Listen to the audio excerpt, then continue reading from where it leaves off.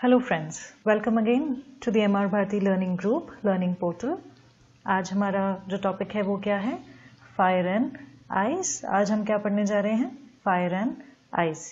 ये आपके text book की सेकंड पोएम है, फायर एंड आइस। दो बहुत ही खूबसूरत शब्द, दो बहुत ही कॉन्ट्रास्टिंग शब्द। जहां मैं कह रही हूँ कॉन्ट्रास्टिंग यानी बिल्कुल ही ऑपोजिट। एक गर्म को रिप्रेजेंट कर रहा है तो एक ठंडे को रिप्रेजेंट कर रहा है। ऐसी एक खूबसूरत पोएम लिखी है। किसने लिखी है वो देखते हैं और उस ऑथर के बारे में थोड़ा सा जानते हैं। तो हमारे फायर एंड आइस जो पोएम है, the poem is written by Robert Frost. Pronunciation थोड़ा सा आप अच्छे से जान लें। द पोएम इज रिटन, ये लिखी गई है रॉबर्ट फ्रॉस्ट के द्वारा। जैसा कि हम जानते हैं इनका जीवन काल जो रहा है that is been from March 26, 1874 to January 29, 1963। बहुत ही फेमस अमेरिकन पोएट रहे हैं ये। इन्हें अपनी लाइफ स्पैन में बहुत प्राइजेस मिले हैं, बहुत अवार्ड्स, काफ़ी नाम कमाया है इन्होंने अपनी पोएट्री से। पर जाना जाता है इनको पुलित्जर प्राइज फॉर पोएट्री के लिए, उसी के साथ कांग्रेशनल गोल्ड मेडल के लिए। पोएम के बारे में थोड़ा सा जानेंगे। कब पब्लिश हुई? पोएम पब्लिश हुई थी हमारी December 1920 in Harper's magazine and 1923 में in Pulitzer prize winning book New Hampshire. तो ये थे हमारी पोएम फायर एंड आइस, जिसके ऑथर हैं Robert Frost. He is an American poet and this poem was published in 1923। Poem में हम पढ़ने क्या जा रहे हैं, पोएम में आगे हमें क्या मिलने वाला है, इसको हम कैसे समझेंगे वो थोड़ा सा देख लेते हैं, जिसको हम कहते हैं प्रीव्यू। प्रीव्यू यानी हम एक पूरी झलकी लेने जा रहे हैं, एक पूरा देखने जा रहे हैं कि पोएम में हमें क्या क्या नजर आएगा। सबसे पहले हम देखेंगे ग्लॉसरी। ग्लॉसरी का मतलब है वर्ड्स, शब्दकोश, जहाँ पे हम समझेंगे जो हो सकता है पोएम में कुछ नए वर्ड्स हों, हम पहली बार परिचित हों उन वर्ड से, उनको समझने की हम यहाँ पे कोशिश करेंगे। उसके बाद हम देखेंगे पोएम और उसका टेक्स्ट इंटरप्रिटेशन। इंटरप्रिटेशन का मतलब है कि वो टेक्स्ट किस तरीके से लिखा गया है, टेक्स्ट क्या है, टेक्स्ट को थोड़ा सा समझने की कोशिश करेंगे। पोएम के सिर्फ टेक्स्ट को समझना क्योंकि काफी नहीं है, इसलिए हम करेंगे उसके बाद उसकी इलस्ट्रेटिव अंडरस्टैंडिंग। क्या इस पोएम का हमारी लाइफ में कोई इम्प्लीकेशन है, क्या इस पोएम का कोई मीनिंग है, क्या इस पोएम में किस तरीके की स्टाइल ऑफ लैंग्वेज यूज की गई है, इसको हम समझेंगे इलस्ट्रेटिव अंडरस्टैंडिंग में। उसके बाद क्या हमें अच्छे से समझ में आया है या नहीं, उसको हम देखेंगे थोड़ा सा रिव्यू क्वेश्चन से। हम कुछ क्वेश्चंस के जरिए अपनी नॉलेज को चेक करेंगे कि क्या हम अपने क्वेश्चंस के आंसर्स फ्रेम कर पा रहे हैं। और लास्ट में हम एक लेंगे छोटा सा रिकैप, ताकि हम पता चल सके कि हमने पोएम में क्या क्या समझ लिया है, क्या क्या जान चुके हैं। चलिए बढ़ते हैं आगे हमारी ग्लॉसरी की तरफ। पोएम समझने से पहले थोड़ी सी ग्लॉसरी देखेंगे। ग्लॉसरी जैसा मैं आपको बता चुकी हूँ, कुछ ऐसे वर्ड्स जो हो सकता है शायद हम इसमें पहली बार देख रहे हों या फिर हमने इतना सुने नहीं हों। पहला वर्ड है हमारा टेस्टेड। टेस्टेड इसको प्रोनाउंस करते हैं यानी अनुभव किया हुआ, समझा हुआ या देखा हुआ, यानी एक्सपीरियंस्ड। आमतौर पे टेस्टेड को जब हम कहते हैं यानी चखना हम कहते हैं, लेकिन यहाँ पे इसका रेफरेंस या मीनिंग जो निकल कर आ रहा है वो है एक्सपीरियंस यानी अनुभव किया हुआ। यहाँ पे एक एग्जाम्पल दिया हुआ है आपके लिए। द फास्ट फूड यानी जो फास्ट फूड, जंक फूड जो हम खाते हैं, the fast food that I have tested is not always good for health. यानी फास्ट फूड जो अधिकतर मैंने लिया है, चखा है, खाया है, वो मेरी सेहत के लिए अच्छा नहीं है। तो हम कहते हैं जो मेरा अनुभव रहा है, जो मेरा एक्सपीरियंस रहा है। दूसरा वर्ड हम देखेंगे पेरिश। प्रोनाउंसिएशन पे ध्यान दें थोड़ा सा। वर्ड को कहा गया है पेरिश। पेरिश वर्ड का मतलब है डाई यानी मरना या डिस्ट्रॉय बर्बाद करना या बर्बाद होना। This multi-story building seems perished due to natural calamity। natural calamity का मतलब पहले समझा दूं आपको, कोई भी आकस्मिक हादसा होना, भूकंप आना, बाढ़ आना, इन चीजों को हम अधिकतर क्या कहते हैं? Natural calamity. Multi storey building यानी एक ऐसी बिल्डिंग, ऐसी इमारत जिसमें बहुत सारे फ्लोर्स हों। तो multi storey building seems perished due to natural calamity, यानी ऐसा नजर आ रहा है, ऐसा लग रहा है कि ये जो बिल्डिंग है ये खत्म हो चुकी है, ये बर्बाद हो चुकी है। किस कारण से? ड्यू टू यानी किस कारण से? Natural calamity. तो पेरिश का मतलब है डाई और डिस्ट्रॉय। तीसरे वर्ड की तरफ हम देखें, सफाइस। सफाइस इसका प्रोनाउंसिएशन है, एक बार फिर से ध्यान दें, सफाइस यानी बी सफिशिएंट यानी पूरा पड़ना या पूरा होना। This much in the plate would suffice for my breakfast, यानी आपने इतना जो मुझे खिलाया है या इतना थोड़ा बहुत जो मुझे दिया है ये मेरे लिए काफ़ी है। कोई भी चीज़ जब मेरी ज़रूरत को पूरा कर रहा हो, जो मेरे लिए सफिशिएंट है, जो मेरे लिए काफ़ी है कि अच्छा आपने इतना कर दिया मेरे लिए काफ़ी है, उस रेफरेंस में हम क्या कह रहे हैं, सफाइस। अगर किसी ने नाश्ता कम दे दिया है तो हम क्या कहेंगे, I don't think this will suffice for me, यानी ये मुझे नहीं लगता मेरे लिए पूरा पड़ेगा, ये मुझे नहीं लगता मेरे लिए काफ़ी होगा। तो सफाइस को हम किस लिए काम में ले रहे हैं, जब भी हम कहना चाहते हैं कोई चीज़ मेरे लिए काफ़ी है या नहीं। एक बार इनको लिख लेते हैं वापस, ताकि हम एक बार बोल भी लें अपने साथ साथ। पहला वर्ड हम लिखने जा रहे हैं टेस्टेड, दूसरा वर्ड हम लिखने जा रहे हैं पेरिश, प्रोनाउंसिएशन पे आप हमेशा ध्यान दें, पेरिश। तीसरा वर्ड हमारा है सफाइस, सफिशिएंट वर्ड से ये निकला है, इसको हम कहते हैं सफाइस। चलिए हमारी ग्लॉसरी एक बार हो गई, यानी अब हम पोएम काफ़ी आसानी से समझ पाएंगे। अपनी पोएम की तरफ चलते हैं। इंटरप्रिटेशन ऑफ टेक्स्ट, जैसा हमारा ग्लॉसरी के बाद इंटरप्रिटेशन ऑफ टेक्स्ट, यानी अब हम पोएम को समझेंगे। ये आप देखें, fire and ice, rhyme scheme लिखी गई है। एक बार पोएम को समझ लेते हैं, उसके बाद राइम स्कीम कैसे देते हैं वो भी हम यहीं देखेंगे, समझेंगे।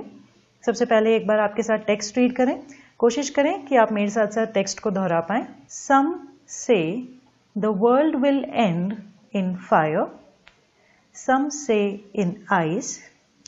From what I have tasted of desire, I hold with those who favor fire. But if it had to perish twice, I think I know enough of hate to say that for destruction, ice is also great, and would suffice. उम्मीद करती हूँ आपने मेरे साथ इसको जरूर दोहराया होगा। अब इसको हम थोड़ा सा समझने की कोशिश करेंगे। कुछ कहते हैं कि वर्ल्ड जो है, दुनिया जो है, वो फायर में खत्म हो जाएगी, कुछ कहते हैं कि वो बर्फ में खत्म हो जाएगी। यानी कुछ लोगों का मानना है, देखिए ये पोएम जो है एक बड़े ही एब्स्ट्रैक्ट, यानी जब हम कहते हैं कि जो चीज़ हमें नज़र नहीं आती, आज तक हमने अपने दुनिया में अंत को देखा नहीं है, किसी ने भी नहीं देखा, सबकी अपनी अपनी कल्पनाएं ही हैं। उसी तरीके से ये पोएम भी कुछ इसी तरीके से कह रही है कि एक कल्पना है कि ये जो दुनिया है, कई बार हम सोचते हैं कि इस साल में दुनिया खत्म हो जाएगी, इस साल में ये हो जाएगा, तो उसी तरीके की ये भी एक कल्पना है कि कुछ लोगों का मानना है कि जो वर्ल्ड है वो किस में खत्म हो जाएगा, फायर में यानी आग में। कुछ कहते हैं आइस में। तो कुछ लोगों का मानना क्या है, some say the world will end in fire, some say in ice, कुछ का मानना है फायर और कुछ का मानना है बर्फ। From what I have tasted of Dzire, I hold with those who favour of fire, यानी जो मेरा मानना है, जो डिजायर, डिजायर का मतलब यहां पे मैं आप लोग को बता दूं, इच्छा। हमारी इच्छाएं कभी खत्म होती हैं, आज ये मिल गया तो उसके बाद अगली चीज आनी चाहिए, ये खत्म हो गया तो उसके बाद कल वो मिल जाना चाहिए, तो साइकिल, साइकिल से बड़ी गाड़ी, बड़ी गाड़ी से उससे और बड़ी गाड़ी। तो ये जो हमारा क्रम है इच्छाओं का, ये चलता रहता है। From what I have tested, अब यहाँ पे टेस्टेड का मतलब देखिए एक्सपीरियंस आ रहा है, चखना नहीं। हम क्या अपनी इच्छाओं को चख सकते हैं? नहीं। तो टेस्टेड वर्ड जो है यहाँ पे एक्सपीरियंस को, अनुभव को, यानी मेरा जो इच्छाओं का अनुभव है, जो मैं मानता हूं, जो मैंने इच्छाओं की फुर्ती देखी है, उससे मैं मानता हूं क्या, कि दुनिया जो है वो किस में खत्म होगी, आग में, फायर में। बिल्कुल, हमारी इच्छाएं कितनी स्पीड से चलती हैं और फायर उतनी ही स्पीड से चलता है। बिल्कुल, यहाँ पे भी एक सिंबॉलिज्म देखने को मिल रहा है, वो हम अगले उसमें जरूर समझेंगे। लेकिन यहाँ पे देखिए उन्होंने किस तरीके से इसको कंपेयर किया है, किस तरीके से इसकी इन दो चीजों की तुलना करने की कोशिश की है कि जो उनको लगता है, जो इच्छाएं हैं, जो उनका इच्छाओं का अनुभव है, उस हिसाब से वो मानते हैं कि किस में होगा, फायर में।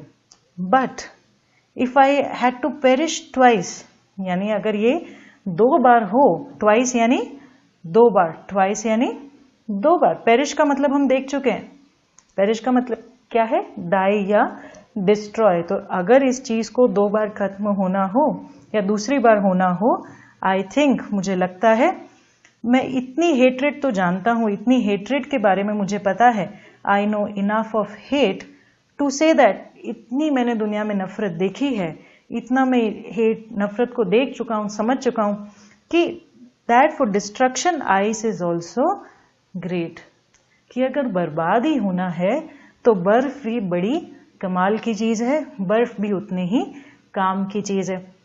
देखिए कितना शानदार कंपैरिजन किया है उन्होंने इच्छाओं के बीच और फायर के बीच, और यहाँ पे हेट्रेड के बीच और आइस के बीच। किसी के लिए नफरत पैदा करते हैं मन में, धीरे धीरे पनपती है, उसका असर इतनी जल्दी नहीं दिखाई देता। उसी तरीके से बर्फ, आग तो तुरंत फैल जाती है, यहां लगी उधर फैली। बर्फ जो है, इंसान बर्फ में धीरे धीरे सुन पड़ता है, धीरे धीरे ठंडक आती है। उसी तरीके से नफरत जो है वो धीरे धीरे बढ़ती है। तो देखिए एक बड़ा ही खूबसूरत कंपैरिजन करते हुए उन्होंने यहाँ पे बताया है कि जितनी मैं नफरत जानता हूं, जितनी मैंने नफरत दुनिया में देखी है, इतना तो मुझे पता है कि डिस्ट्रक्शन यानी बर्बादी के लिए, डिस्ट्रक्शन यानी बर्बादी, बर्बादी के लिए क्या काफी है? बर्फ भी काफी है। Is also great and would suffice. तो अगर बर्बाद ही होना है तो किससे भी हुआ जा सकता है? बर्फ से भी।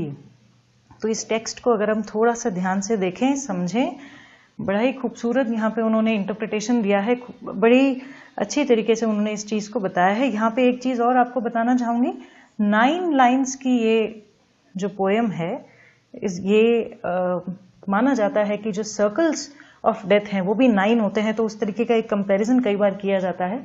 तो हम यहाँ पे देखें, कुछ लोगों का मानना है कि दुनिया किसमें? फायर में खत्म होगी, कुछ का मानना है कि बर्फ में खत्म होगी। मेरा जो अनुभव है इच्छाओं का, मैं मानता हूं आग में खत्म होगी।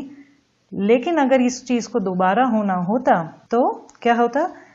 जितनी मैं नफरत को जानता हूं उससे तो क्या है, बर्फ भी बराबर होती।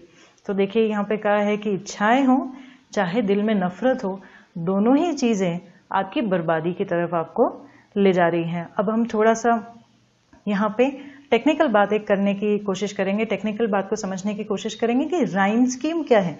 जब हम रीड कर रहे होंगे, आपने कई बार वर्ड्स को ऐसा लगा होगा ये तो राइमिंग है, एकदम पोएटिक साउंड कर रहा है, मिलता जुलता कर रहा है। तो जैसे मैं आपको बताऊं राइमिंग स्कीम कैसे दी जाती है। 2 वर्ड्स जब एक जैसे साउंड करते हैं उनको एक ही शब्द से डिनोट किया जाता है।